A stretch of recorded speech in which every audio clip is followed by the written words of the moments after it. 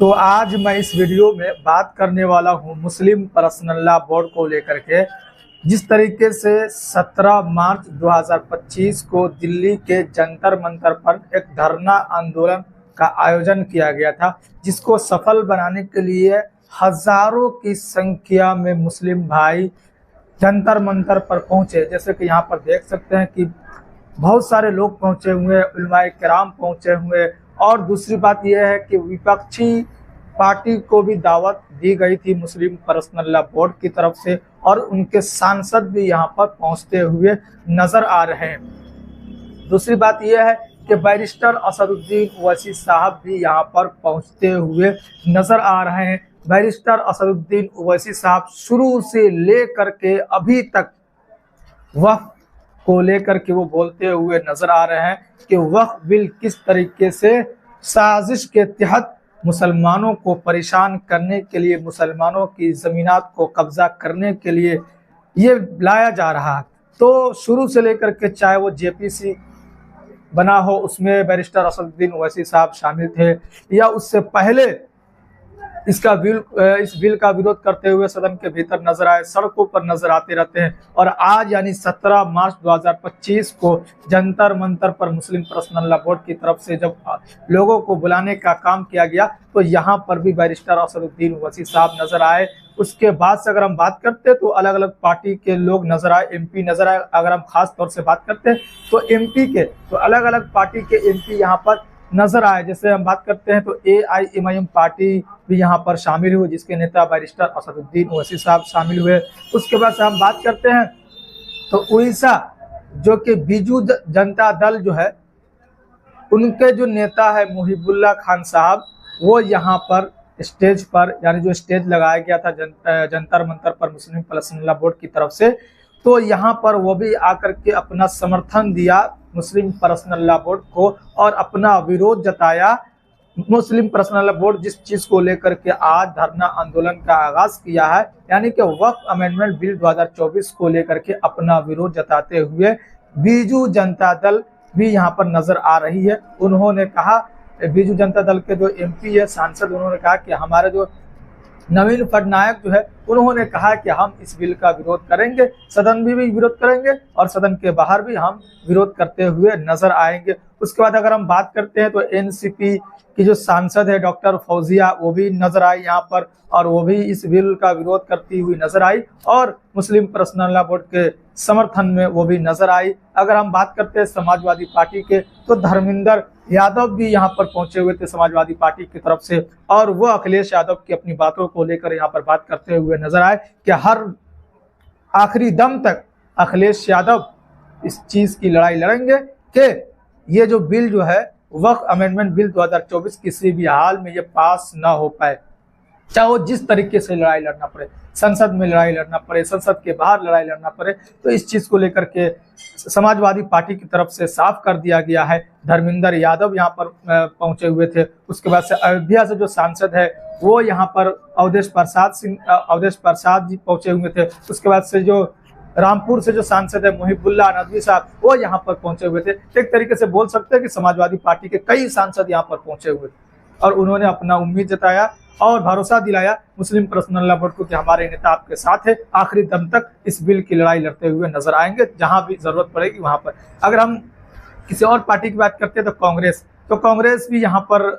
शामिल रही, कांग्रेस के नेता भी यहाँ पर शामिल रहे। जैसे कि अगर हम बात करते हैं तो कांग्रेस एक मुख्य विपक्षी दल के तौर पर है, जो कि संसद में भी वक्फ अमेंडमेंट बिल की लड़ाई लड़ती हुई नजर आ रही है और संसद के बाहर भी। जैसे कि अगर हम बात करते हैं तो कांग्रेस के कई नेता यहाँ पर देखे गए। सबसे पहली बात यह है कि ट्विस्ट वाली बात बोल सकते हैं कि बैरिस्टर असदुद्दीन ओवैसी साहब और सलमान खुर्शीद, जो कांग्रेस के नेता, दिग्गज नेता है, वो दोनों एक साथ मंच साझा करते हुए नजर आए जंतर मंतर पर मुस्लिम पर्सनल लॉ बोर्ड के साथ मंच पर नजर आए। मुस्लिम पर्सनल लॉ बोर्ड ने जो आज जंतर मंतर पर धरना आंदोलन का आगाज किया, उसके बीच ओवैसी साहब एक तरफ नजर आए, दूसरी तरफ सलमान खुर्शीद साहब नजर आए। तो कांग्रेस की तरफ से भी यहाँ पर मौजूदगी दिखाई गई। पप्पू यादव भी यहाँ पर मौजूद रहे। पप्पू यादव ने भी कहा कि इस लड़ाई को हम लड़ेंगे, संसद में भी लड़ेंगे, और भरोसा दिलाया कि कहीं ना कहीं ये गलत सरकार की तरफ से किया जा रहा है। और बैरिस्टर असदुद्दीन ओवैसी साहब ने खुल करके कहा जब किसी और धर्म के भीतर जो बोर्ड है, चाहे वो हिंदू बोर्ड हो, सिख बोर्ड हो, बौद्ध बोर्ड हो, यानी अलग अलग रिलीजन का जो बोर्ड है, उसके भीतर किसी गैर धर्म के लोगों को शामिल होने की अनुमति नहीं है, इजाजत नहीं है, तो फिर ऐसा क्या जरूरत है केंद्र सरकार को, भाजपा सरकार को, एनडीए सरकार को, मौजूदा सरकार को, कि वो मुस्लिम के धर्म के भीतर जो मुस्लिम की अपनी चीज है, मुस्लिम जो अपने हिसाब से उसको मैनेज करते हैं, उनके धर्म के भीतर किसी और को शामिल करने की जरूरत पड़ रही है। जैसे कि अभी ये कानून बनाया जा रहा है, वक्फ संशोधन 2000 बिल जो 24 पेश किया गया है, इसमें जो है वो गैर मुस्लिम को शामिल करने का परमिशन दिया जा रहा है। तो कहीं ना कहीं इस बात को लेकर के नाराजगी सबके भीतर बढ़ती हुई नजर आ रही है कि जब किसी और रिलीजन के जो बोर्ड में किसी और दूसरे धर्म के लोगों को परमिशन नहीं है, शामिल नहीं किया जा सकता, दाखिल नहीं किया जा सकता, तो फिर वक्फ जो है बोर्ड जो है, मुसलमानों का जो बोर्ड है, उसके भीतर किसी गैर मुस्लिम को क्यों शामिल करने की परमिशन दी जा रही है और शामिल करने की बात कही जा रही है इस बिल के तहत। तो इसको भी लेकर के नाराजगी काफी ज्यादा देखी जा रही है। और यहाँ पर हम देख सकते हैं तो सिख बोर्ड जो है, सिख बोर्ड का भी यहाँ पर समर्थन मिलता हुआ कहीं ना कहीं नजर आ रहा है। और उलमाए किराम भी यहाँ पर काफी ज्यादा तादाद में पहुंचे। कल्बे जब्बार जो के काफी अपनी बातों को लेकर चर्चा में बने रहते हैं। इसके बाद से खालिद सैफुल्लाह रहमानी साहब जो all India Muslim personal law board के अध्यक्ष है, तो वो भी यहाँ पर मौजूद रहे। इसी तरीके से हम अलग अलग पार्टी के जो सांसद है वो यहाँ पर मौजूद रहे। और जैसे कि हम बात करते हैं तो सब ने यही आश्वासन दिलाया कि हम आपकी लड़ाई लड़ते हुए नजर आएंगे हर जगह, चाहे संसद के भीतर हो या संसद के बाहर हो। यहाँ अगर हम बात करते हैं तो तृणमूल कांग्रेस है, टीएमसी जो ममता बनर्जी की पार्टी है, उनकी भी सांसद यहाँ पर नजर आई और उनकी तरफ से भी यहाँ पर जो नेता को भेजने का काम किया गया, सांसद को भेजने का काम किया गया। एक तरीके से विपक्षी दल के कई नेता यहाँ पर शामिल हुए और उन्होंने एक सुर में यही कहा कि हम किसी भी हाल में इस बिल को पास होने नहीं देंगे। तो एमआईएम पार्टी ने यहाँ पर शामिल हुए, एनसीपी शामिल हुई, समाजवादी पार्टी शामिल हुई, कांग्रेस शामिल हुई, बीजू जनता दल शामिल हुई, टीएमसी शामिल हुई, सीपीआई के जो नेता है, सांसद है, वो यहाँ पर शामिल हुए। पप्पू यादव ने भी यहाँ पर आकर के अपना जो भी बयान हो सकता है उन्होंने अपना बयान देने का काम किया, अपना समर्थन देने का काम किया। इसी तरीके से और भी कई ऐसे सांसद है जो यहाँ पर पहुंचे और अपनी पार्टी की तरफ से अपने पार्टी के जो नेता है, अपनी पार्टी के जो अध्यक्ष है, उनकी बातों को लेकर के यहाँ पर रखते हुए नजर आए। और दूसरी बात यह है कि सब ने एक सुर में यही कहा कि ये तो अभी अंगड़ाई है, अभी लड़ाई बाकी है। यानी कि ये ताकत दिखाने का समय था आज, और अभी संसद का जो सत्र चल रहा है इसलिए इस दिन को चुनने का काम किया गया। रमजान का महीना चल रहा है, बाबरकत महीना चल रहा है, रोजे की हालत में काफी तादाद में लोग जंतर मंतर पर पहुंच रहे हैं,